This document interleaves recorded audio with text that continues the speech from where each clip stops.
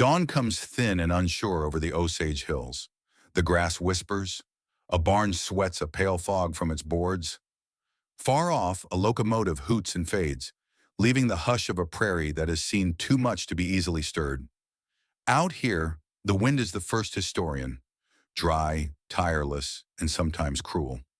It remembers the clatter of iron rails and the rustle of money that moved across this country like a fever. It remembers a small man with big ideas and bad powder. It remembers Elmer McCurdy. He did not begin in cattle country. He began in coastal cold, Washington, Maine, January of 1880, in a house that creaked under Atlantic winters. He learned handiwork before he learned swagger. Plumbing wrenches, pipe thread, the patient bite of metal on metal. That was his first apprenticeship, the honest one. The second was in the mines where the light is a suggestion and the earth holds its breath. There he learned the smell of sweat-soaked rock and the names men give to dynamite, as if explosives were temperamental mules. By 1907, the United States Army took him in and taught him order and machinery and, however briefly, how a little liquid fire could move a great weight. The lesson would outlast the discipline. When he came west, he did not bring a legend. He brought a cough that tore at the ribs and a thirst that argued with good sense. He wandered where work could be had and stories could be told. Kansas towns that rose and fell with the rail. Missouri corners where the talk got cheap after dark. In a saint. Joseph courtroom, after a search, turned up funnels for nitroglycerin, chisels, and sacks for money. Elmer tried to pass the kit as parts for a homemade machine gun. A lie so awkward you can feel the judge's eyebrows rise across the century. He walked free that time, but something had already caught in him. The idea that one sharp blast could change a life overnight. It is a hungry idea. It eats caution first. Across the border, the land itself was getting richer. Beneath the tall grass of Osage country lay black rock that burned and flowed. The Osage Nation, who had held their mineral rights with a clarity few tribes were allowed, were transforming oil into power and cash. Head rights, royalties, leases, the driest words in the English language were suddenly able to summon motor cars to a dirt road and dress a family in Paris suits. This drew every sort of man. Wildcatters with noses for benzene, clerks who could read a lease like a treasure map, and drifters who imagined a payroll moving through the night under steam. Outlaws followed money, and in 1911 much of America's most startling money was moving in and out of Osage County. On maps, the rail lines looked like decisions written with a steel pen. In reality, they were gamble and promise and appetite hammered into cross ties. The MKT, the Katy, stitched towns together into a nervous system. Trains brought circular saws and silk, Bible tracts, and bootleg whiskey. They also carried cash, sometimes in shocking sums. A man like Elmer could stand on a hill and hear the future calling itself west. He did not have the patience for oil, nor the sobriety for banks. But he did have a taste for leverage, explosives, angles, the way force multiplies if you put it in the wrong place at the right time. And he had a partner most fools court in the end. Luck, the kind that makes a bad plan seem briefly sound. What did McCurdy want? Ask the dust. The West has 1,000 answers. Money, yes, a shortcut out of the slow grind of casual labor. But there was also something flintier, a yearning to be the kind of name men passed on a porch at sunset, a story with a pause before it. Some men earn that with the long, cold competence of law. Some earn it with horseback daring and a hand that stays steady at the six-gun. Elmer tried for it with nitroglycerin and hope. Hope is a fierce horse. It will throw you if you do not know the reins. In the spring of 1911, the first lesson arrived as a boom that shook paper into confetti and fused coin to iron like silver oysters to a reef. Too much nitro will give you an empty victory. The safe opens, and everything inside is ruined. The newspapers snickered. The posse saddled up a little slower, as if insulted on behalf of the profession. But Elmer read failure as near miss, and near miss as instruction. Next time, smaller charge, cleaner take. Few ideas are more dangerous than next time to a man who drinks and coughs and hates to be laughed at. He was stubborn, which is not the same as brave. Stubbornness keeps you on a bad road because turning around feels like a kind of death. And here the road itself whispered possibilities. Towns like Bartlesville and Pawhuska were swollen with oil talk. Telegraphs went tack, tack, tack across rooms full of men who smelled like lampblack and prosperity. A rumor about a payroll can grow like a brush fire in such air.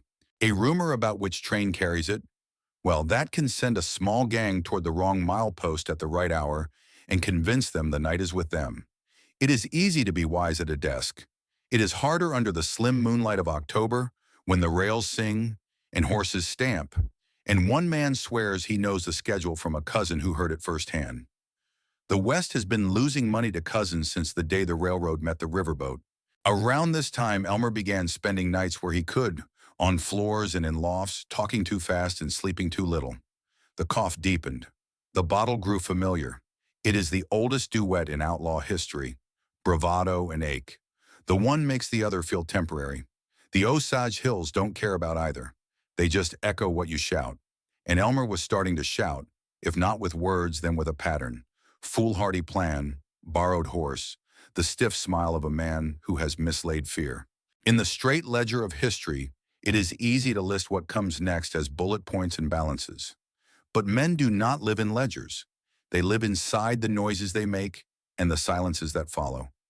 The people who encountered Elmer in these months, railroad men, ranch hands, small-time associates who came for a promise and left with a shrug, remembered a fellow who nearly had it. Nearly the nerve, nearly the skill, nearly the luck. Nearly is a blade that looks dull until you fall on it. Here is the irony the prairie keeps close. The reason we remember McCurdy at all is not because he was good at his trade, but because he was so poor at it that history could not quite put him down. The October job would prove it, an attempt at a fortune riding the rails for the Osage Nation, intercepted by mistake and distilled into 2 jugs of whiskey and a story the newspapers called one of the smallest in the history of train robbery. Those are the facts, simple as fence posts. The meaning is trickier. In the Old West, competence buys you a quick legend and a short grave. Incompetence, married to spectacle, can buy you 65 years above ground.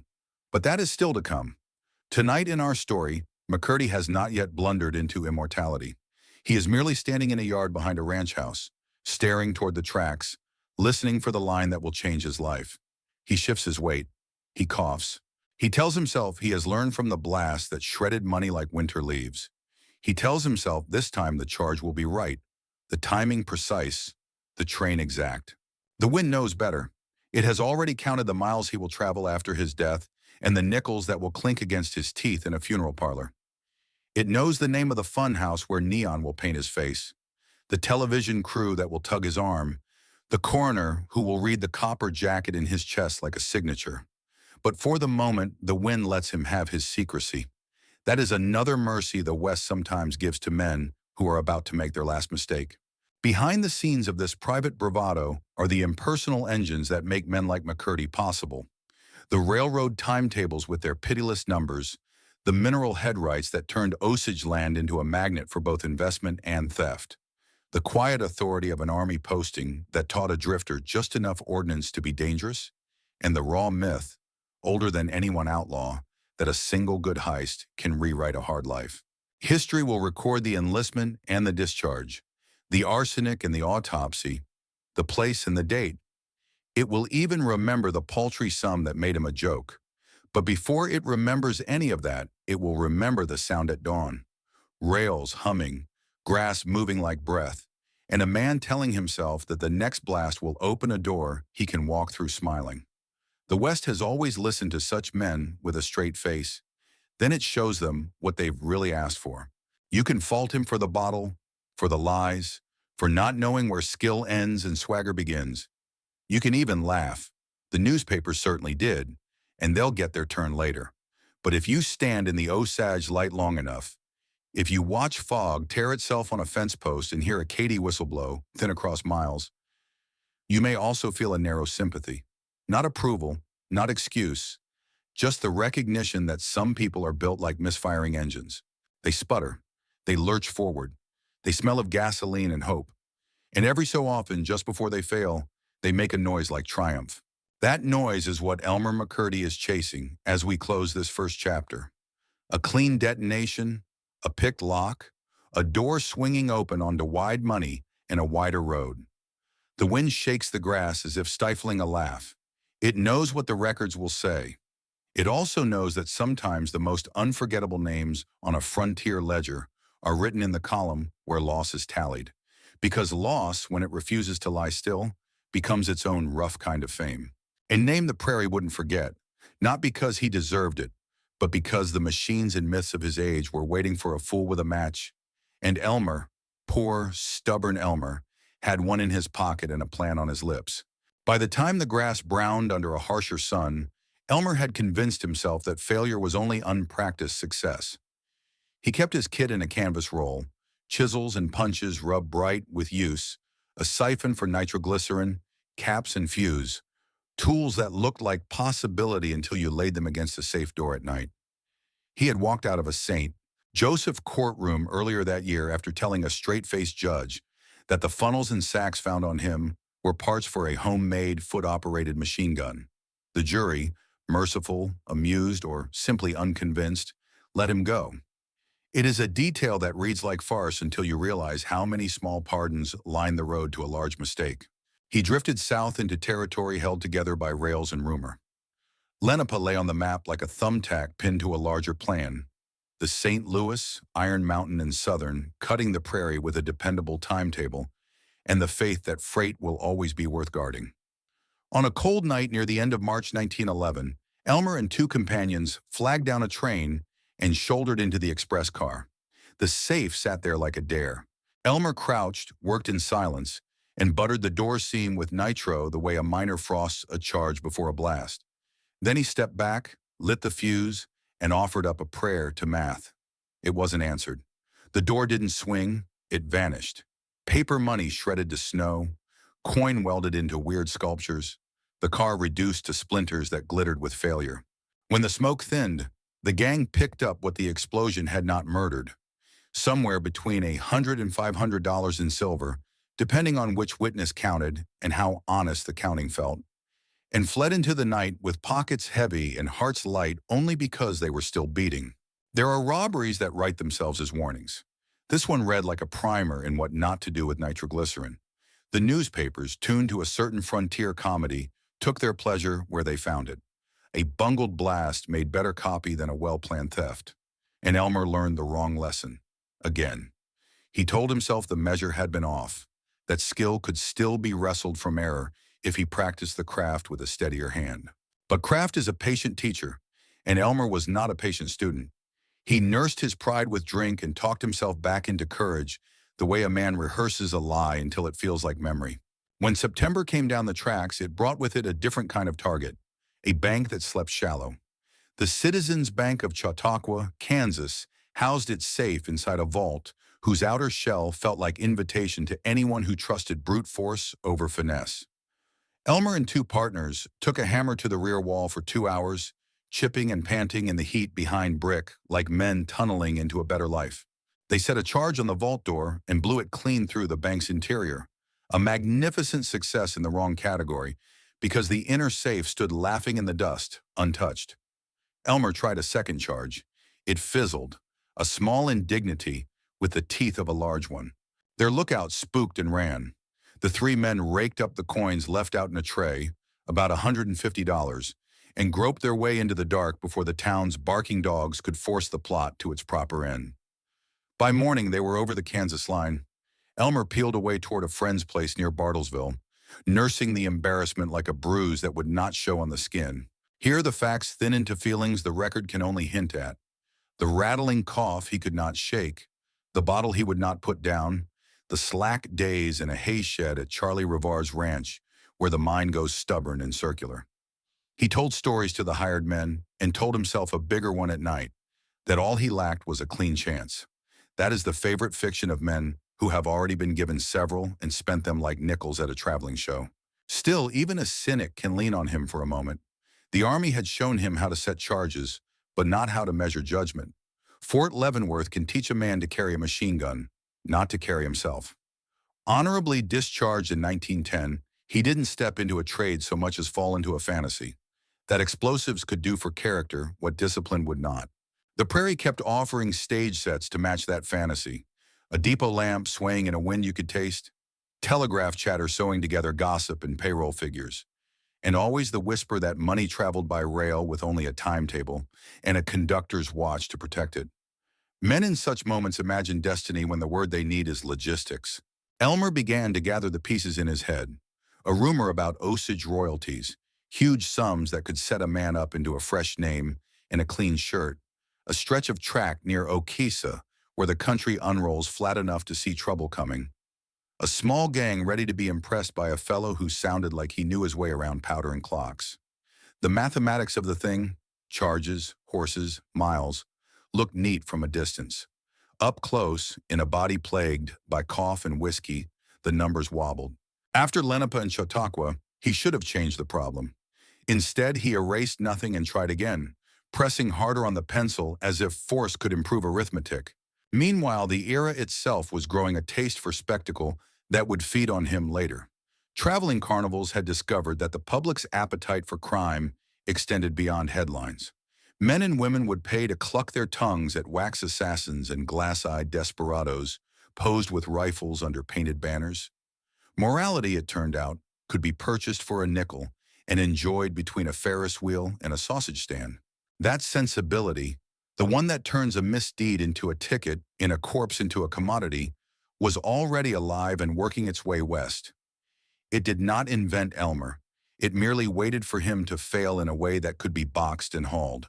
In the weeks after Chautauqua, his reputation tilted from capable to comical among men who kept their ears close to the rail. The snickering hurt him more than the poverty. A botched job is a debt. A public botching is a wound. He tried to stitch it shut by promising the biggest take of his life.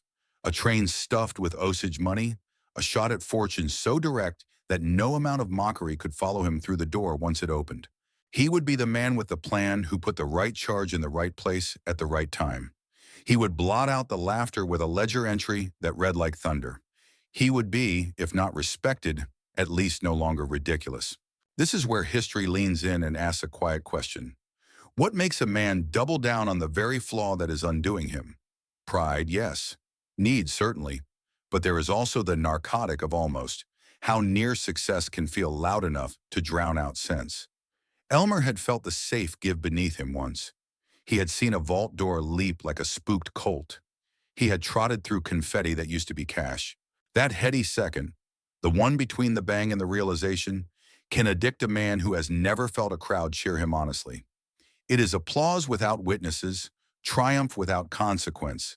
And he wanted it again, properly this time, with a clean take and no wild newspaper paragraphs about splinters and melted silver.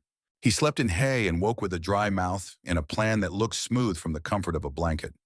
The horses were arranged, the masks stitched, the timetable understood, more or less. He swallowed cough and liquor and told his friends how the night would go. You can hear the rhythm of a practiced lie in accounts like these, the way a leader's voice grows certain when uncertainty would be contagious. He was already easing the gang toward Okesa, already bending their belief toward a specific mile of track, already rehearsing the part of the job where his charge would prove a friend rather than a wrecking ball. In the ledger of the prairie, it was nearly October, and the number 46 was already sharpening its teeth. One more lesson lay between him and that number, the realization that reputation travels ahead of a man the way smoke travels ahead of flame. Lawmen and railroad detectives swap notes over coffee. A bungled blast in March becomes a caution in September. A fumbled vault becomes a line under a name. Somewhere in an office close to the tracks, a deputy's pencil was pressing harder when it wrote McCurdy. Somewhere a reward notice was being discussed, the figure not yet decided, the words dead or alive already picked out by a hand that had written them too many times to feel odd about it. The prairie was closing in its circle while Elmer widened his, convincing himself that the circumference of a plan was the same thing as its spine. He rose before dawn, checked the fuses, and stood for a while with his hands on his hips, watching the sky finish the hard work of turning black into gray. The Osage Hills held steady, as hills do when men are about to make noise. Nothing in the scene would have told a passerby that a fellow with a cough and a bottle and a talent for miscalculation was about to choose the wrong train and the wrong future. That is the last mercy the countryside offers most outlaws. It doesn't announce their ruin. It simply receives it, and then it remembers. Night laid a flat hand over the Osage Hills, and the rails took on that ghostly shine they wear when the moon is stingy. Elmer chose his ground near Okesa, where the track runs honest and straight, a strip of iron that lets you see trouble coming and convinces you it won't. He had a small gang with him, men whose names the record keeps slack, which is fitting because they were less characters than echoes. Horses stamped, leather creaked, and Elmer rehearsed the plan one last time, the way a man fingers a prayer bead he doesn't truly believe in. A lantern dipped, a fuse of courage hissed, and somewhere down the line the Katy announced itself with a long, lonely whistle. They worked quickly. A red flag on the rail, a shout to the engineer, a pistol up to make certainty where doubt had lived. The locomotive sighed to a halt and threw out steam like a bull snorting in winter air. This was supposed to be the night the rumor proved true. The Osage royalty money sealed up in an express car, a fortune in paper that would float into their hands if only the timing and the aim were right. Elmer climbed the iron steps and pushed through into the wrong story. Passenger car, not a paymaster in sight. Hats turning, faces startled, a child reaching for a mother's sleeve. The kind of silence that gets its bearings before it starts to scream. Elmer's jaw tightened. The brain does two things at once in a moment like that. It recognizes error, and it dresses it in denial. Perhaps the valuables are in the mail car. Perhaps the rumor meant this run after all. He moved forward, tried to keep the mask of authority stitched to his face, and told the mail clerk to hand over what he had. $46 is a complicated number when you expected a kingdom. The bills lay thin in Elmer's hand like a joke the teller cannot bring himself to deliver. A coat, taken from the conductor, hung off his arm like a borrowed dignity. A watch, also the conductor's, ticked at his wrist, each second sounding like a small, polite cough. A pistol, serviceable but unremarkable, changed ownership with the reluctant solemnity of a church pew being moved to a new chapel. And then, because farce never feels complete without a flourish, two big glass jugs of whiskey came into the hall, their thick bellies clucking dully against one another as if mocking the whole affair. He glanced once along the aisle and saw his reflection in the window. A man who had stopped the wrong train, a robber emptying pockets while the real fortune rolled away on a different timetable. Somewhere behind the glass, the prairie stared back, expressionless. The gang moved fast, because embarrassment is an hourglass with very fine sand. They backed off the car, shoved the door, and melted into the kind of night that refuses to hide you when you most need hiding. The engineer swallowed, put his hands back on the work he understood, and the Katy shouldered itself together and went on down the line as if the interruption had been a sneeze. Several versions of this next bit exist, but they converge where it counts. Elmer rode hard for a friend's place, Charlie Revard's ranch, threading the dark with the shaky relief of a man who has survived the punchline of his own joke. He carried the whiskey like a trophy that could drink with him, and he drank because pride hates to be left alone. He coughed because the lungs take their own counsel, and whether you call it consumption or tuberculosis, the fact is the beast was gnawing at him from the inside. He boasted to the few who would listen and talked mean to the air when no one would. Men usually want their heists to be measured in coin. Elmer turned his into a blur measured in mouthfuls. The newspapers did what newspapers do, especially on a frontier that thinks of itself as practical and enjoys a tidy moral. They counted the $46, the watch, the coat, the revolver, and the two jugs. They stacked the figures side by side like crates, and then, with that little twist of ink that makes humbling permanent, they called it one of the smallest in the history of train robbery. The line reads jaunty, but it was a hammer. Word carries faster across a prairie than dust. A station agent tacks up a clipping. A saloon tells a story after the second round. A deputy folds the article into his pocket as if the paper could warm him on a cold ride. Pretty soon the name McCurdy means not danger but derision. Not a wolf on the hill, but a coyote caught with feathers stuck to his lips. Derision doesn't stop a posse. Money does that work. A reward was posted, $2,000 dead or alive, and the arithmetic of law sharpened. Men who had shrugged at a bungler perked up when the bounty printed itself large and black. There is an honesty to this kind of attention. No need to admire your quarry, only to reckon him as dollars riding a horse. The lawmen began to tighten their circle, asking in unhurried voices about a stranger's cough, a fresh purchase of cartridges, the sight of a man leading a horse with demijohns sloshing against the saddle flaps. Answers travel like spooked cattle. They bunch, they bolt, and they tend to break toward the same narrow gate. Elmer, wiry, stubborn, embarrassed into bravado, made a vow he meant to keep. They wouldn't take him alive. It sounds grand in a dime novel. It sounds smaller in a hay shed with splinters under the palm and the stale perfume of livestock in the nose. Still, he meant it. A vow like that steals some men and throws others off balance. In Elmer's case, it did both. He cleaned his six-gun as if cleanliness could replace competence. He checked his rifle and told himself that the past had been a rehearsal, and the next act would be the one where his aim steadied and fate quit smirking. He hid out on the Revard place while the countryside did what countryside always does. It watched. The Osage Hills are not busybodies, but they are attentive. A light where no light should be, a horse that returns sweating with no obvious reason, the echo of a shot when it ought to be quiet. Such small notes accumulate into a tune. At daybreak and dusk, riders began to appear at the margins of Elmer's days, not close enough to touch, but closer than comfort. The ranch hands said little because words can be receipts. The women kept their eyes level because a person should be allowed some privacy even when he's picked a bad one. But the air itself felt recruited. It seemed to carry messages he could not decipher. A dog's bark ending too suddenly. The wire song of a distant telegraph beating faster than usual.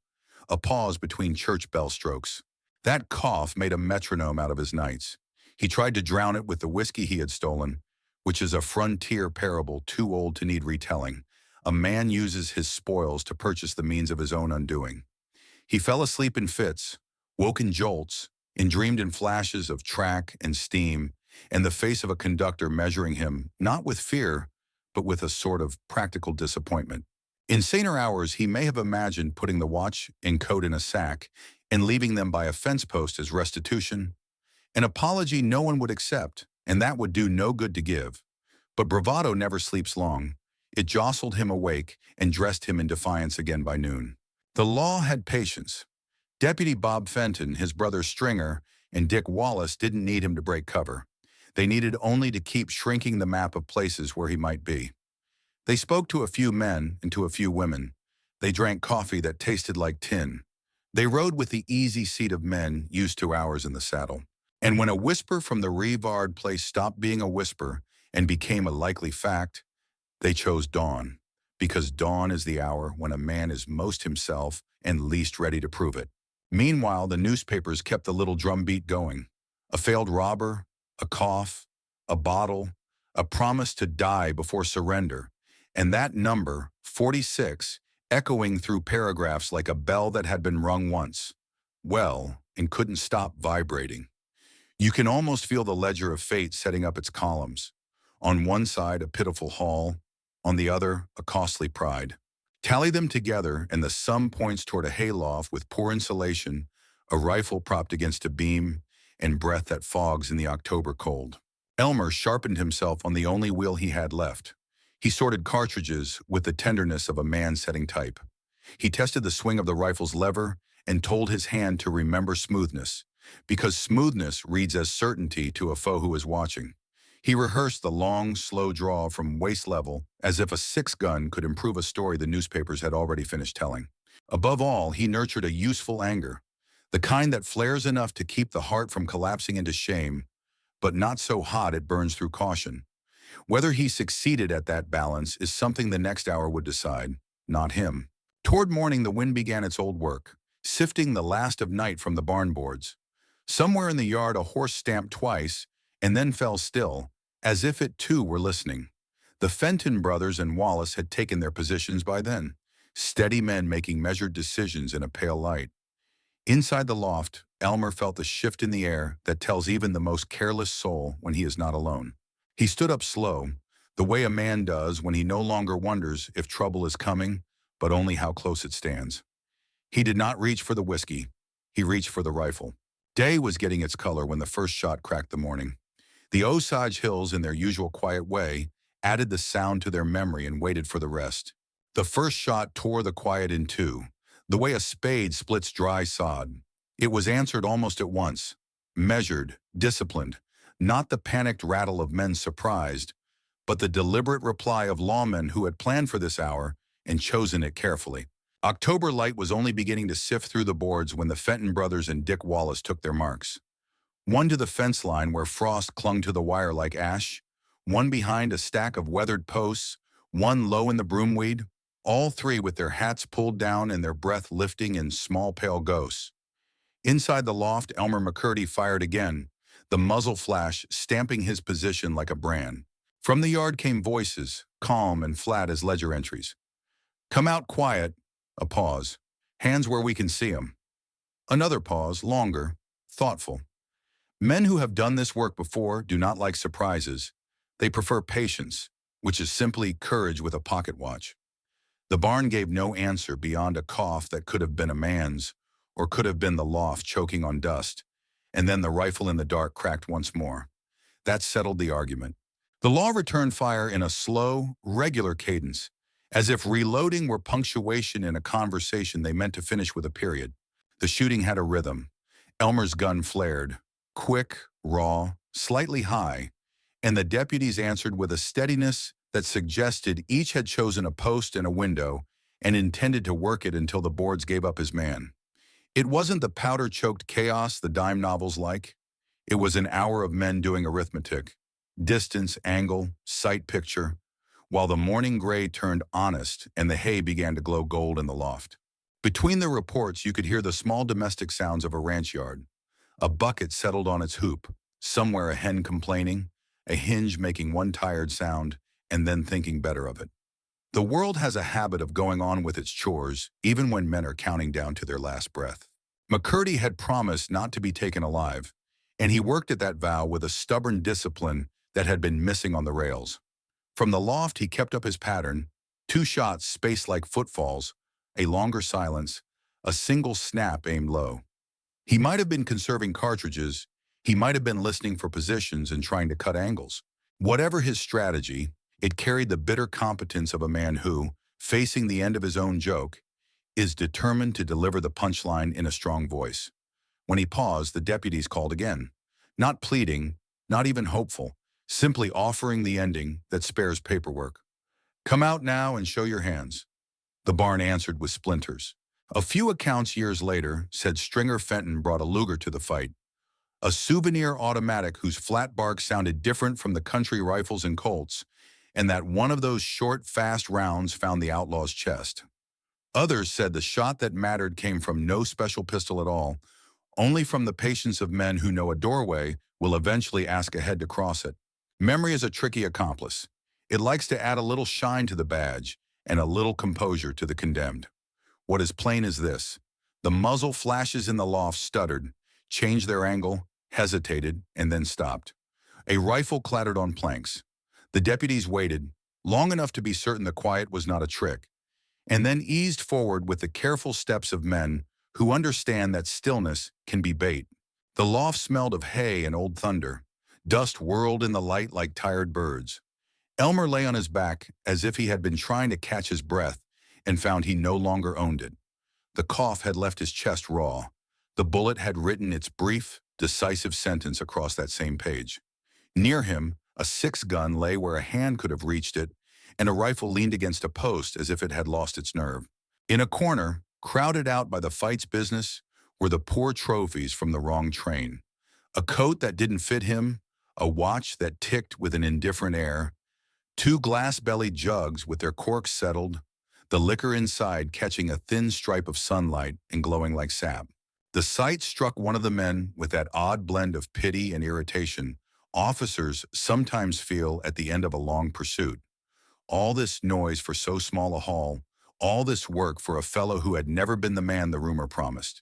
They brought him down on a door taken from its hinges, because a board makes a decent stretcher if you don't have better. In the yard, neighbors had begun to gather in that respectful way rural people do when death is near but not theirs. Hats slid off foreheads, voices fell into the soft register that spares the living from having to shout over fresh sorrow. A boy stood on a trough to see better and then climbed down, abashed when his mother's hand found his collar. The Fentons and Wallace did not preen. There was nothing triumphant to preen about. They had closed a circle, that was all. The country would be quieter tonight, and the newspaper in Pawhuska would have its column inches for the morning print. A man's end on the prairie was always two things at once: a personal failure paid in full, and a public housekeeping that left the rest of the county to its chores. They search the body because the law is thorough when it can manage it, and because a dead man cannot be robbed, but he can certainly be inventoried. What they found confirmed the maddening smallness of the last weeks. Trinket money, the pilfered watch, the coat.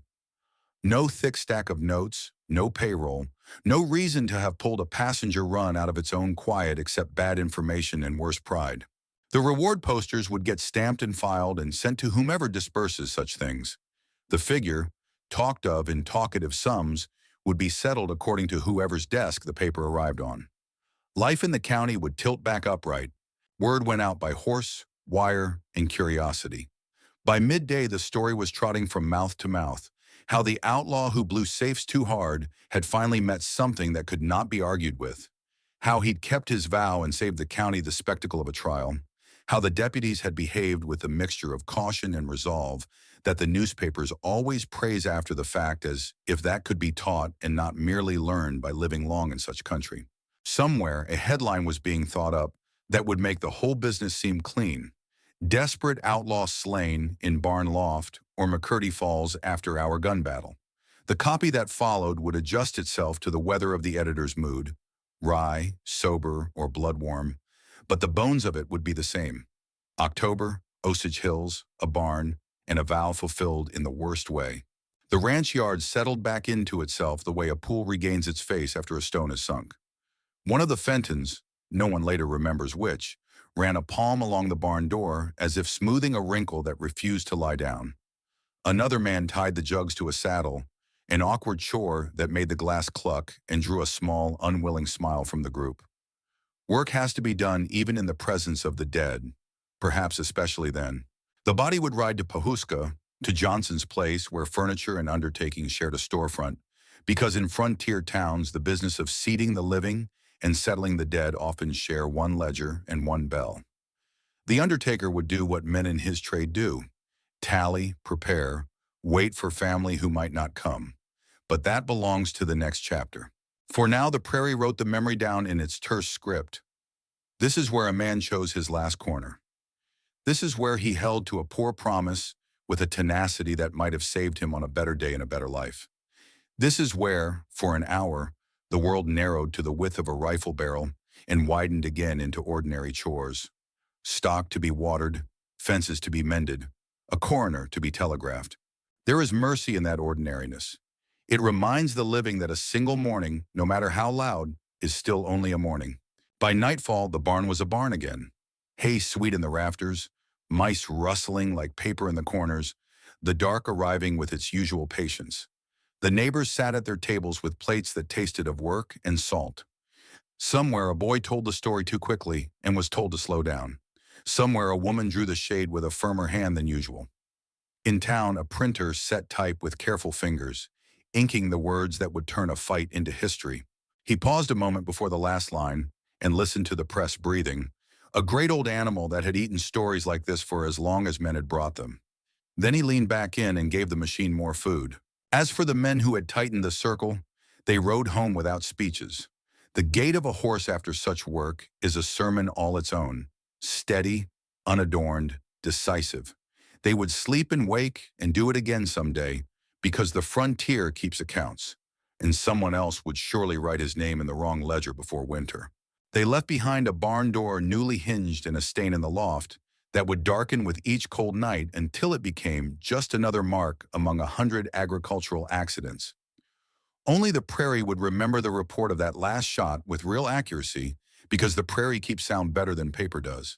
And in the morning, when frost came back and the rails far off began to hum the day awake, there would be no sign from the road that a vow had been kept here, except the way the wind leaned at the corner, as if pausing to tip its hat to a stubborn man who had finally run out of stubborn.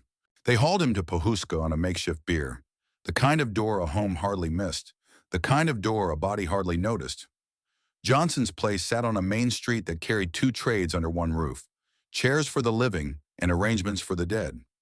In towns like this, commerce does not blush.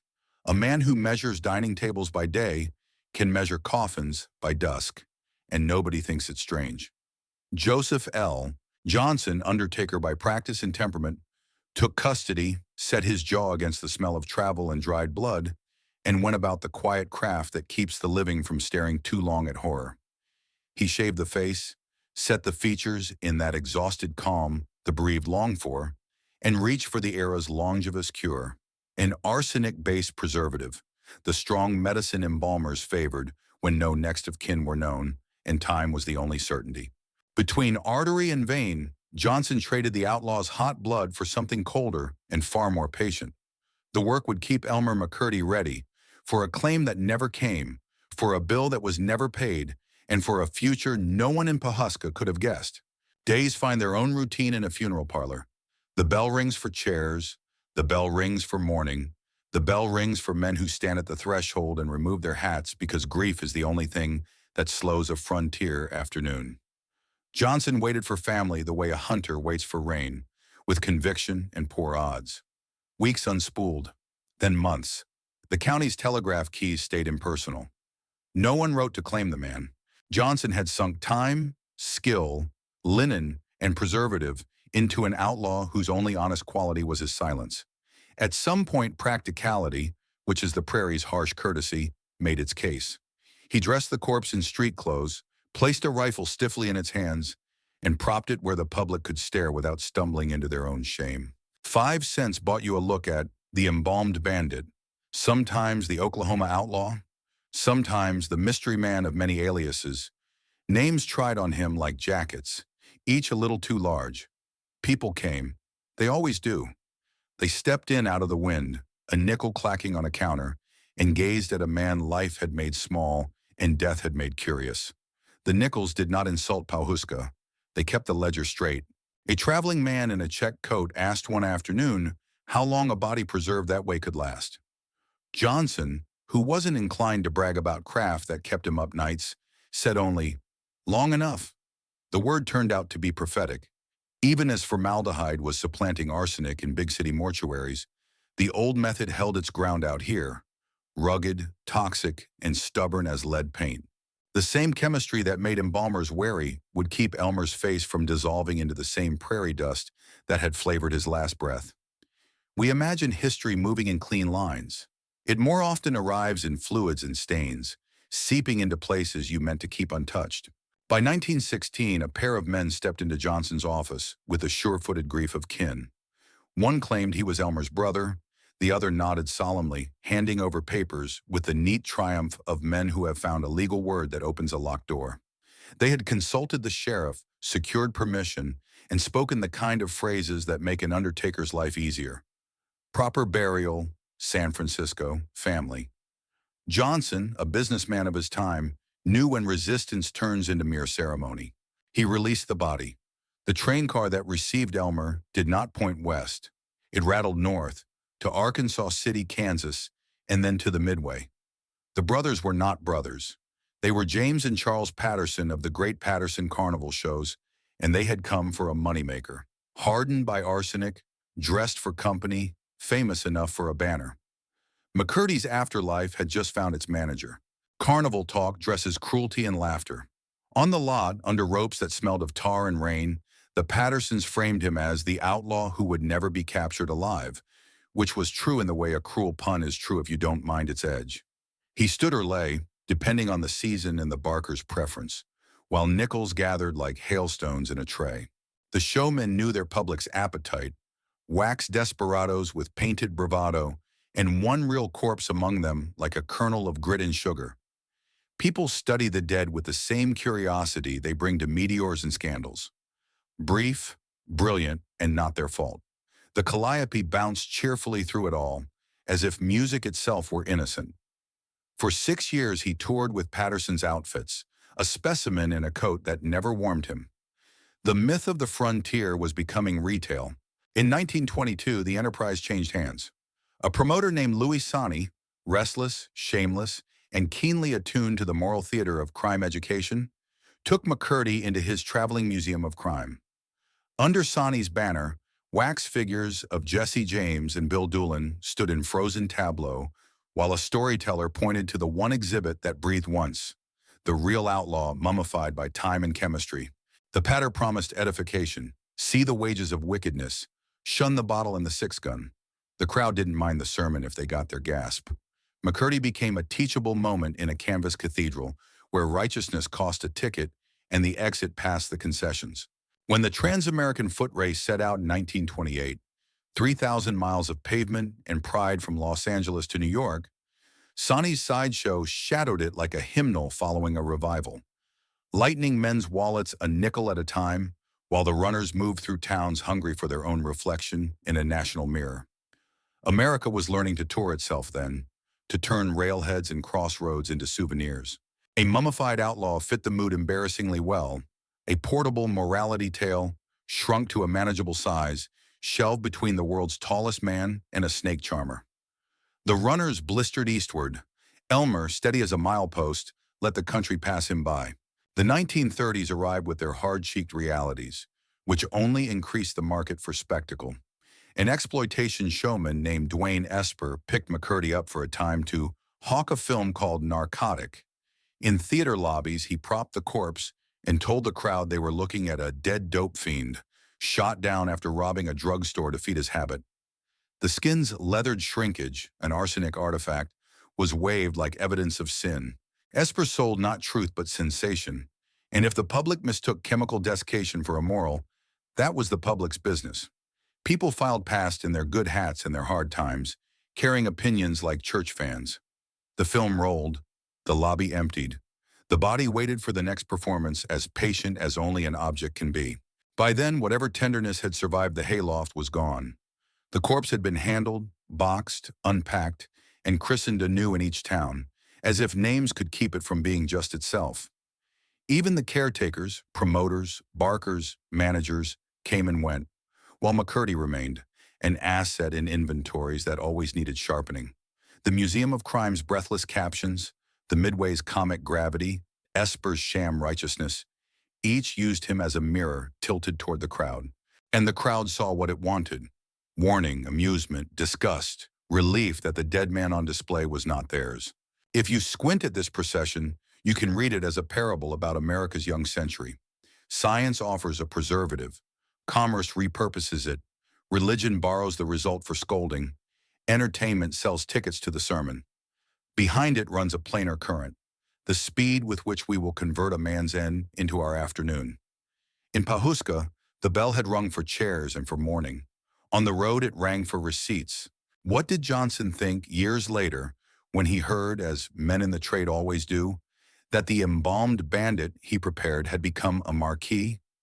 Undertakers learned to mind their ledgers and their souls, and not to confuse the two. He had done an undertaker's job: preserve, wait, release when the law says release. The rest was the country's choice, and the country chose to carry a corpse like a pocket knife, useful whenever a story needed cutting. Still, in certain light, the details softened into something like pity. The arsenic that held Elmer upright killed enough embalmers to trouble the profession. Formaldehyde pushed it aside with the relentlessness of a new standard. The old method lingered mostly where the old ways linger. It is one of time's petty jokes that the very fluid poured into McCurdy, because his people did not come, would make him a person of interest for people who had nothing to do with him at all. Science meant to help the forgotten. Commerce turned the forgetfulness into an attraction. That is not Elmer's fault or Johnson's. It is ours collectively, and we paid a nickel to prove it. By the end of the decade, his skin had tightened, his features had sharpened into a permanent squint, and his story had crystallized into a pitch line. Somewhere between the valley and the exit, he stopped being a man and became a punctuation mark, an exclamation point for a Barker sentence, a period at the end of a whispered warning to children, a comma in the long clause of America showing itself what it is willing to look at. He would pass through hands and warehouses, through promises and receipts, until one day a fun house in California would paint him the color of carnival fire and hang him like any other prop. For now he waited without waiting, a relic that thought nothing and needed nothing. While the country circled him with superstition and appetite, the prairie, which had kept his last hour like a bead on a string, could not see any of this. It simply let the wind move as it always does, untangling old hay and kissing new rails. Somewhere in that same country, a movie projector chattered, and a showman's lie drew breath. In Pawhuska, Johnson closed his ledger at the end of each day and turned down his lamp. Somewhere else, another ledger opened, and the same name, more or less, was entered in a different ink. The outlaw who would never be captured alive. If hope had made Elmer's life stutter, then commerce had given his death a rhythm. The music was thin, the beat would carry him a long way yet. California salt rides the air at Long Beach even in winter, and the old Pike amusement zone held the smell the way canvas holds a stain. Brine, engine grease, popcorn, and the faint ozone of neon. Inside a funhouse called Laugh in the Dark, everything was designed to lie to your eyes, halls narrowing to make you sway, mirrors teaching your face bad habits, lights that fluttered like nervous birds. On a December day in 1976, a television crew rolled in to borrow the lies. The episode name, Carnival of Spies, suited the place. The crew worked like men who'd made friends with deadlines, grips hauling cable, an assistant director stubbing a cigarette on a cinder block, a prop man eyeing a figure on a mock gallows and shaking his head at the cheapness of it. The man looked wrong. Paint slopped too thick on the face, the posture stiff even for a dummy. The prop man reached up to move it, to make it play nicer with the camera. The arm came off in his hand. It didn't break like plaster. It parted like something that once had blood in it. Inside the sleeve, bone. The room changed temperature. Laughs have a way of curdling fast. The sheriff came. The body went to Los Angeles County, where the coroner's office knows how to translate silence. In the fluorescent hush of the lab, technicians undressed the mannequin that wasn't and found not foam, but the stubborn geometry of a man. Skin drawn tight by time and chemistry. A bullet lodged like a punctuation mark waiting to be read. Traces of arsenic embalming, an old undertaker's signature, still whispering in the tissues. Arsenic had fallen out of favor by the late 1920s. It belonged to an earlier chapter of the trade. The same chapter where unclaimed bodies were prepared to wait as long as it took for a door to open and a voice to say, "I've come for him." No such voice had come for this one. The dead had gone to work instead and kept at it for decades, earning their keep by standing perfectly still. The chief medical examiner then was Dr. Thomas Noguchi, whose office balanced two kinds of attention: the public kind that attaches to a famous coroner, and the private kind that forensic work actually requires. Under his authority, examiners read the body like a ledger nobody had balanced in years. They noted scars of handling, the dryness that turns flesh to parchment, the unhealed story of a bullet tearing through a chest on a cold Oklahoma morning long ago. The lab did what the carnival never had. It stopped telling stories and started asking the right questions. Why arsenic and why so much? How long had the tissues been speaking that language? Where had the body been before the neon? Every answer pointed away from California and back toward the middle of the country, to a season when undertakers kept stronger poisons on their shelves, and the Osage Hills were still recovering from a different set of crimes. There is a second kind of forensic science, just as patient as the first, and often more tedious: archival. Detectives searched the funhouse, the warehouse behind it, and the rooms that carnivals turn into offices by adding a desk and a calendar. They found old tags, half-legible shipping marks, hearsay masquerading as inventory. The paper trail led in loops, the way show business always does. A prop today is a relic, tomorrow is a tax write-off by Friday. Somewhere amid the stubby pile of clues, the history sharpened. Sonny's Museum of Crime, Patterson's shows, a carnival habit of renaming the dead until the dead answer to the name the crowd has already paid to hear. And there, in the cross-reference of two or three ledgers and one man's memory who had once lifted the same dummy and felt how it fought gravity, a possibility with a pulse. This might be the Pawhuska Bandit. The call went out to Oklahoma. A simple question can sometimes ring like a bell in two states at once. Oklahoma lawmen and historians did what country people do when the city calls with an odd request. They took a breath, remembered what they had heard from their grandfathers, and opened their own drawers of paper. The undertaker's name surfaced, Joseph L. Johnson of Pawhuska, and with it the peculiar footnote from 1911 about a corpse unclaimed and preserved with arsenic.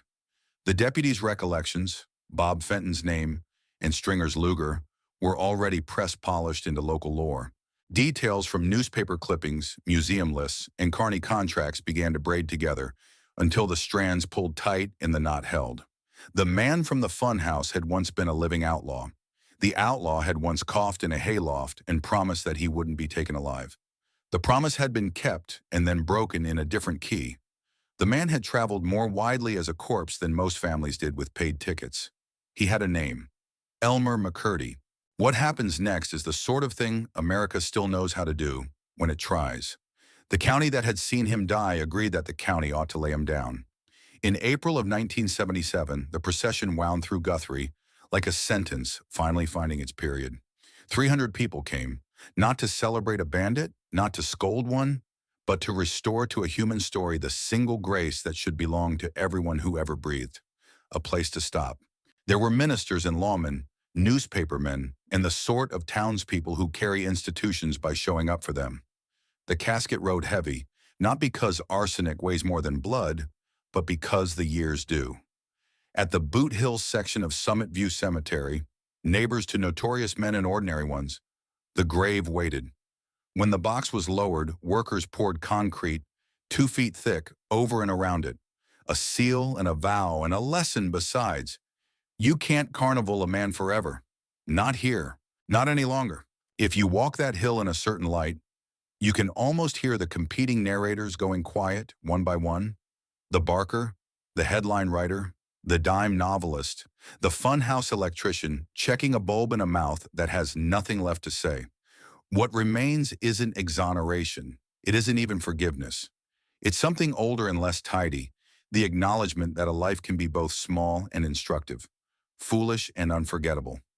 Elmer McCurdy never mastered the tools he thought would save him. He chose bad powder, and it gave him the only kind of fame that stuck. But the century that owned him after death made its own confession at that graveside. We will turn anything into a mirror, saints, monsters, and men who fall between. In the concrete, there is a promise to look elsewhere for reflections. It is a promise we are poor at keeping, but it reads well in stone. Back in Long Beach, the pike would die and be reborn in photographs and nostalgia, the way amusements do when cities get expensive and memories cheapen their own price. The funhouse is gone. The episode aired, then drifted into syndication and trivia, a curiosity tied to a larger curiosity that most viewers never heard. That's the nature of spectacle. It insists it is the story until the real story knocks from inside a painted sleeve and reminds you how bone feels. The coroner's room went on to other dead. Dr. Noguchi's office wrote its reports and filed them with the equal calm that attends the famous and the forgotten alike. The rails through Osage country kept humming because steel honors its own commitments. And the prairie folded McCurdy's last morning into the same drawer where it keeps every other such morning, labeled in a hand no one can read but everyone recognizes. Paid in full, see also pride, see also chance, see also the way a vow sounds in the throat of a man with nowhere left to run. What endures, finally, is not the trivia about the television show or the funhouse gag. It is the figure a life throws when you step back from it. McCurdy is the shadow of a certain American appetite, for short roads to large sums, for legends even when the material will not support legend, for putting the dead to work because the living cannot resist the price of a peak. He is also the echo of a different American instinct, stubborn and better, to put a name back on a body, to put a body back in the earth, to put earth back over the whole thing until weather does its ancient duty and turns a story into ground. In that sense, the last hands to touch him, the pallbearers, the men with their shovels, the ones who mixed the concrete, were the first to treat him as something other than a lesson or a laugh. They treated him as a man. Stand a moment there.